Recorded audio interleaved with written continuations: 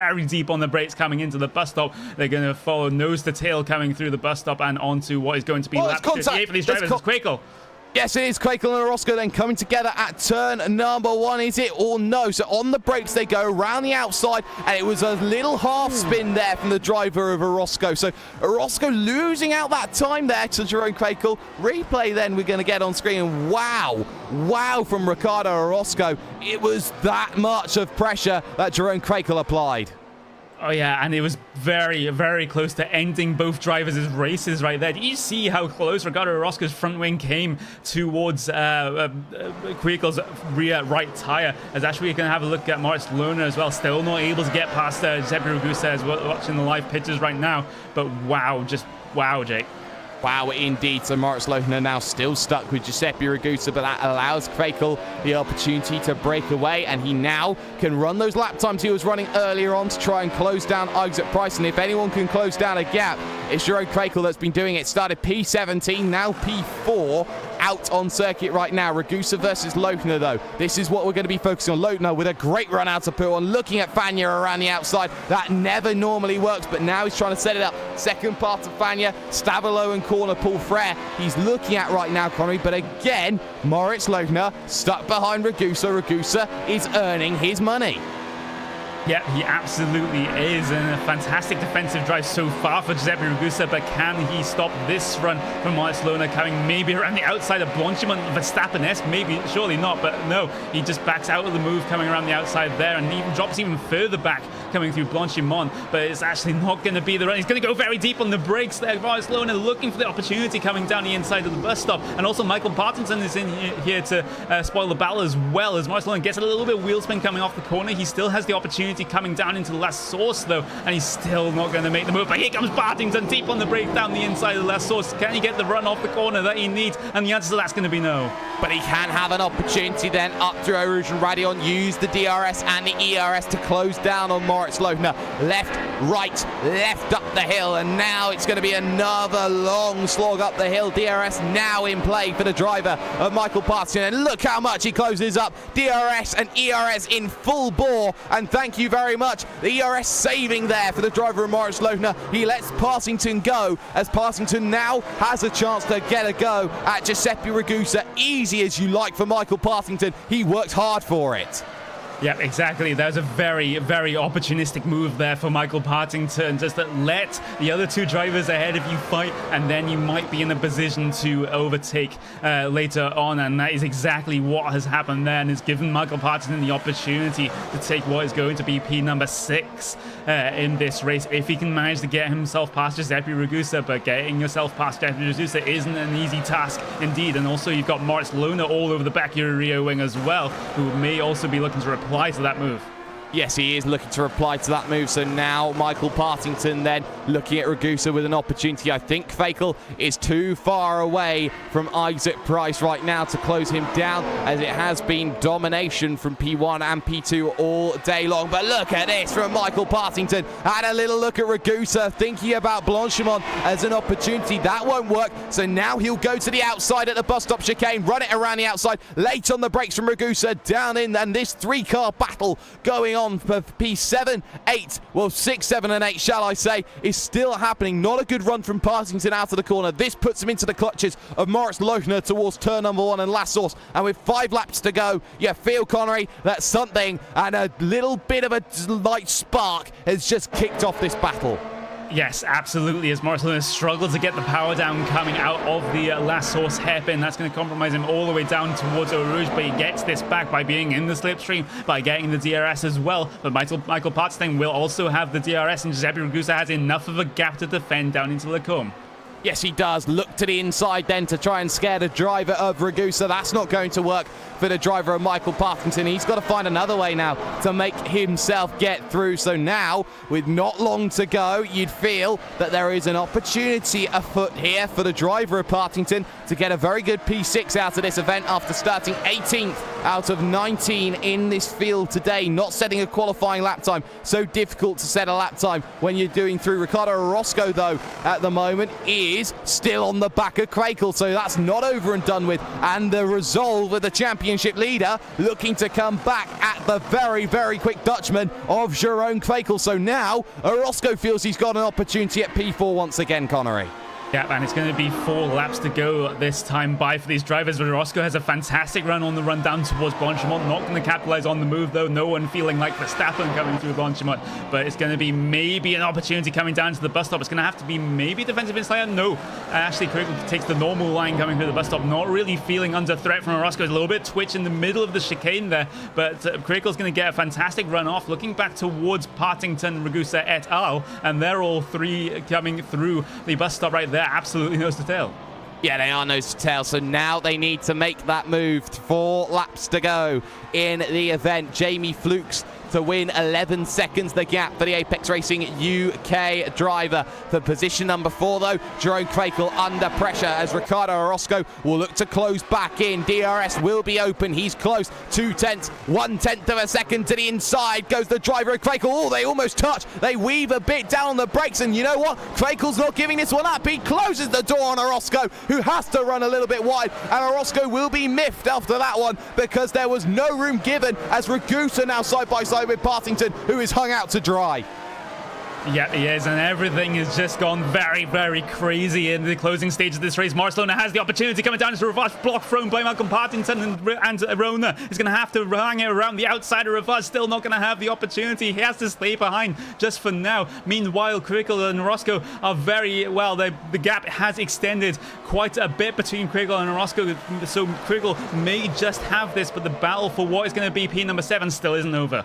Still isn't over indeed. Partington versus Lohner. Lohner needs to work hard here as he's deep on the brakes into Ravage, and he has to just hold on to that position. Still, though, does Michael Partington, because Lohner, he is trying to run in deep to these corners to try and make sure that there's a mistake happening from Partington. He's not the man with the most experience, and Lohner has a lot of experience of his own that he wants to test the driver of Michael Partington right now. So Partington under a bit of pressure then as he heads himself towards Blanchimont, and 3 laps to go at the end of this event. So now for Partington, he now gets that little bit of a better run, and actually he's now looking more like to attack Ragusa as they all miss the apex there into the first part of the corner. And again, though, here comes Morris. No, Partington. He goes. Oversteer, talk oversteer. Thank you very much. Partington's inexperience, it does not pay off for him. Yeah, tried to get the power down, got onto the painted line a little bit with the right-hand side tire, and it just spat him into the wall. And that's exactly not what you want to be doing, especially on the older tires coming into the latter parts of this race. Just 3 laps to go for your lead lap drivers right now. Partington is out of it, and can Lohner catch up to the back of Ragusa with the remaining laps? It's going to be a big ask, but he closes up so much coming down the Camel Straight with the DRS, with the straight line speed advantage that he has, and now he has an opportunity over P number 6 is going to be. Meanwhile, Orozco and Krekel, that gap has closed up since the last time we saw it, but it's nowhere near close enough for Orozco to get himself by. It's going to have to be in this battle for P number 6 to finish off in coming towards the end here. For the moment, 0.8 of a second between Krekel and Orozco, 2 to go at the line. Ragusa, though, versus Lohner is what we are keeping our eyes on now into the double left of Pouon and Lohner all over that curves, and they are slightly higher than what you would see some other more open and newer tracks be. So it's going to be a case of trying to respect these curves as much as you possibly can. In through the second left-hander, Ragusa was a little bit tighter to that curve, able to get a better run out of Fagna. Now in towards this right-hander there of Stavilo. Now to curve Paul Frere, and now the run they need to get through. Lohner closing in that gap, and you can see just how much he is pushing to try and get through using the ERS. Now he gives up on it because there was no opportunity to get himself along side by side. So for now, it's a case of how much more do I have to make of it. 2 to go is now the call that we're getting, Connery, and for that battle going on for P4, P5, a 149.2 meets a 149.5. That's not good enough, and outside of 1 second now is Orozco. Yeah, Roscoe's going to be losing the DRS, we suspect, this time by coming down the Kemmel Straight, but the same could not be said for Moritz Lohner, as he's still well within the DRS zone, well within having an opportunity here coming down into the Le Combe chicane. It's going to have to be a good run coming through the Eau Rouge chicane up the hill, coming through Radillon. It's going to be DRS open right now for Moritz Lohner, and defensive inside line already for Giuseppe Ragusa, moving towards driver's right-hand side of the track. Look at the run Moritz Lohner has. Yes, and he has to stay on the outside, and he tried to turn into the corner, but there was a Ragusa there, and an Italian stallion holds onto the position, trying to just get himself home ahead of the driver of Moritz Lohner, who is using everything and a bit more. To the outside, he tries at Rivage, and 2 takes into the corner at the mid part of the corner, costs him the ability to run side by side. Partington is officially out of the event. Game over for him, 2 from the line, but still, we focus on this because it will soon be a lap to go, Connery, for the driver of Jamie Fluke, and what a race it's been for him. An absolutely flawless race for Jamie Fluke. You couldn't really ask for a much better race than that. Getting a fantastic launch off the line to overtake your pole position driver of Frederick Rasmussen, who had that incident a little bit later on at the Eau Rouge and Radillon section. But again, fantastic race for Jamie Fluke. He's on his last lap right now coming through Eau Rouge. Meanwhile, Lohner and Ragusa, they still aren't done yet. Oh, they're not, and here he goes to the outside, tries the driver of Lohner, no room given at the in then from the driver of Ragusa, and Ragusa struggling a little bit there through Blanchimont. Defensive line taken from the pair of them again to the outside. Goes Moritz Lohner to set up the run through this second part of this very difficult chicane, arguably one of the most difficult chicanes in the world, and again, Moritz Lohner waiting for that opportunity to make that move. This battle, 43.5 seconds off of your race leader, Jamie Fluke, right now. So the run that they are looking for here, for what Lohner is looking for, is close, and is close enough. Good run here needed, into the left, now into the right, and now a final left here, up through Eau Rouge, Radillon as well, and now the DRS will be wide open, and Lohner full bore. The weaving is starting here. He moves to the inside, and there was no gap, but he made it look like it. To the outside, the pair of them will go, and now side by side through Eau Rouge, side by side, well, not even Eau Rouge, Les Combes, now through Malmedy, contact between the two. Lohner holds on to it. Fantastic between the two. Not over yet, but surely now Giuseppe Ragusa has to wait and hope. Round Blanchimont goes Jamie Fluke, and Fluke has been unchallenged all day ever since Rasmussen lost the vehicle in heavy fashion. Jamie Fluke wins at Spa-Francorchamps in dominating fashion. Pascalis Jurgis will finish in second position. It will be Isaac Price to come home in position number 3. But right now, Connery, you'd feel Ragusa is starting to fall back. Lohner is just about clear. Yeah, I don't think he has anything left in the tyres at all, and it was an absolutely brilliant move coming down what was basically only a car's width of track on the inside there on driver's right-hand side of the Kemmel Straight. I thought there was going to be a major instant coming down to Le Combe, but Lohner managed to make it work, and props to Ragusa for not turning in on him at all either. There was a little bit of contact in the middle of the apex there between the two drivers, but Lohner manages to come out on top.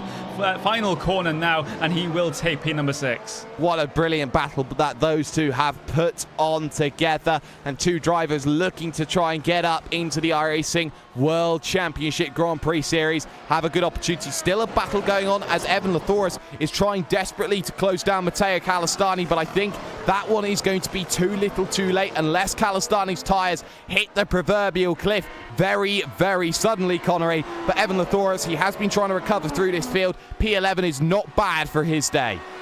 Yeah, not bad at all, especially when you consider he had an earlier instance as well. Just put him all the way back through the field on the back foot from pretty much the start. And it's been a good recovery drive for him to bring it back into what is going to be at P at number 11 for Evan Lathoris. Maybe if he had a couple more laps, then maybe he could have done something about Matteo Calistani, who gets himself inside of the top 10. And then Eric Andre is going to have to finish P number 12, last car on the lead lap. Yes, so let's get ourselves official classified results then from the circuit de Spa-Francorchamps.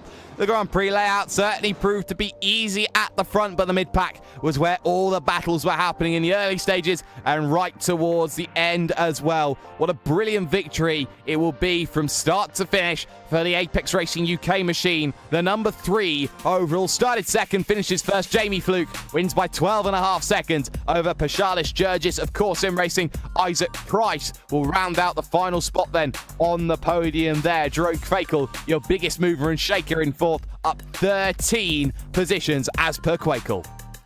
Ricardo Orozco comes home 5th, with Moritz Lohner coming home 6th overall for the Hoytsinvelcourt Motorsports team. Giuseppe Ragusa finishes 7th, with Josh Rogers on the recovery back to 8th place. Manu Domingo will finish 9th, and Matteo Calistani rounds out the top 10. The 2 positive sim racing drivers, Evan Lathoris, new team, Gap SRT P11, with an Eric Andre of Real Championship in 12th. Mark A. Warmington and Stephen Larkamp 1 lap down. Partington fails to finish, 2 laps down for the Evolution Racing team. Christian Steele, Kevin Jimenez, and also Frederick Rasmussen and Rene Venderbosch also failed to finish on this one. But stay with us. The post-race show comes to you in just 1 moment's time. You're watching the iRacing Grand Prix Series on Racebot TV and iRacing Live.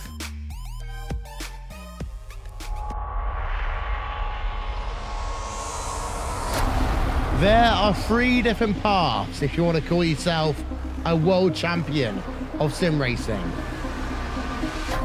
NASCAR, open wheels, or endurance racing. But no matter which one you take, you can guarantee that the journey will always be tough, which few will ever complete.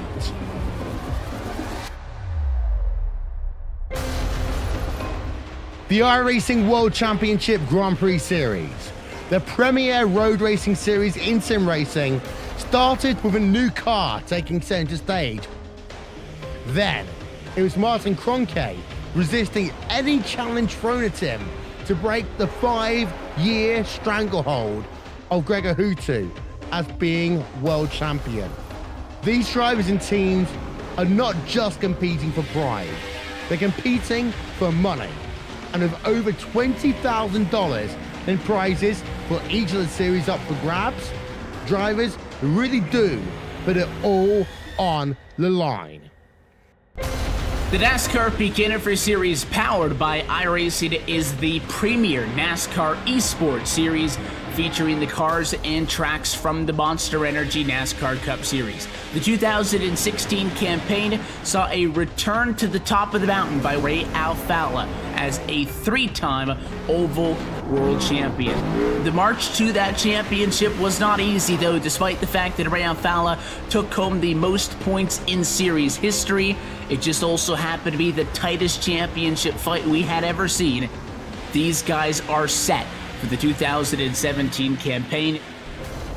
The Blancpain GT Series hosts the top GT3 endurance teams in sim racing, with groups of 3 or more drivers sharing the wheel. This is a championship you can't win alone, and you need the same determination, passion and drive from your teammates to be successful. They often say that it takes just one mistake to lose a championship, and in team racing, it may not be your mistake that costs you the win. Last season, VRS Coanda Simsport won the championship by a single point. This year, who will step up to the plate?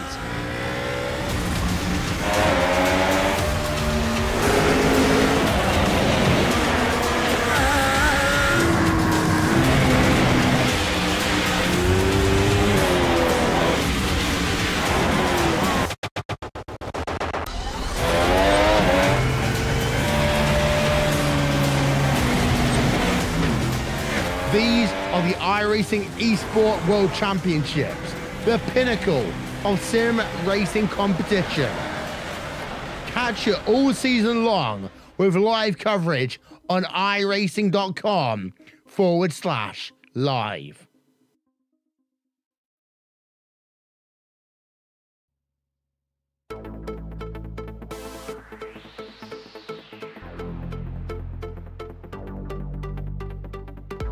Beautiful racing indeed, especially on the final lap between Moritz Lochner and Giuseppe Ragusa. That battle for P6, P7 proved to be very good, but it would be Jamie Fluke who would take the big initiative with 6 days until the iRacing World Championship Grand Prix Series that will be kicking off from Spa-Francorchamps along with RaceSpot Race Day over on the 19th of August. But to this final lap battle that we had, Connery, because Lochner tries to make that run up through Eau Rouge Radion, Kemmel Straight. Bit of weaving there from Giuseppe Ragusa, which is a little bit naughty, but down to the inside, Lochner finds the one car width that was left open. If Ragusa stayed on that right-hand side, Lochner would have had to have backed out of that one, and it would have made life a lot more difficult. But side by side for 3 corners, absolutely beautiful.